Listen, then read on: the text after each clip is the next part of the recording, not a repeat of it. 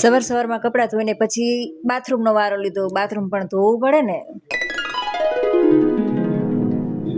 અને પછી બનાવવાનું હતું ગવાનું શાક, કેમ કે ગવાનું શાક બનાવવું અંશને ભાવે છે ને પલકને ભાવતું નથી. અને પલકને બાસ આવી ગવાનું શાક બનાવ્યું છે તો એનો મગજ તમે જુઓ.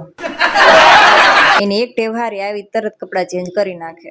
અને જો મારો સાવજ આવી ગયો ઘરે. આજે હું ઘરે હતી એટલે એક્ટિવા લઈ જવાનો એને વારો આવી ગયો. એને એક્ટિવા ચલાવવી તો બહુ જ ગમે તમે જો. અને પલકનું શાક એમ નામ રહ્યું, એને ખાધું નહીં. ઓલા 2 જણાએ તો ખાઈ લીધું, પણ હવે હું વિચાર કરું હું ફરાળમાં શું ખાઉં, કેમ કે કાંઈ ભાવતું નથી ફરાળનું. પછી તો એક કેળા પડ્યા હતા એટલે એમ થયું હાલો આજે કેળાનું કંઈક અલગ બનાવું. તો કેળાના ચકડા કર્યા અને ઉપર ખાંડ ભભરાવી. તમે આવું ન કરવું હોય તો કરજો, બહુ મસ્ત લાગે. તો ચાલો હું અને પલક બંને ખાવા બેઠા. તો પલકને કીધું રોટલી પછી ખાજે, પેલા ખાઈ લે. તો કે ના રોટલી હારે જ ખાશ. તો તમે જુઓ એ મૂકે નહીં, જો રોટલીનો આ બટકો ભરી લીધો. અને પછી ખાઈને સૂતી તો કે ના મમ્મી હજી ભૂખ લાગી છે તો મેગી લઈને આવી, મને કે મેગી બનાવી દે.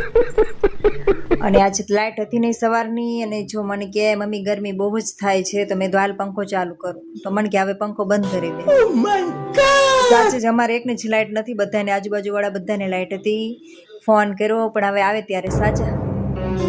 મારી પલકને તો બહુ જ ગરમી થઈ આજે. અને જો મેગી તો ખાઈ લીધી, પડીકું લઈને આવી. અને પડીકું કોને ખવડાવે તમે જુઓ. પડીકું ખવડાવે ભૂંગળાને. ભૂંગળા બધા ભેગા કરે અને પછી બધા ભૂંગળાને બજાડે. અને ફાઇનલી જેબી વાળા આવી ગયા અને લાઈટ આવી ગઈ.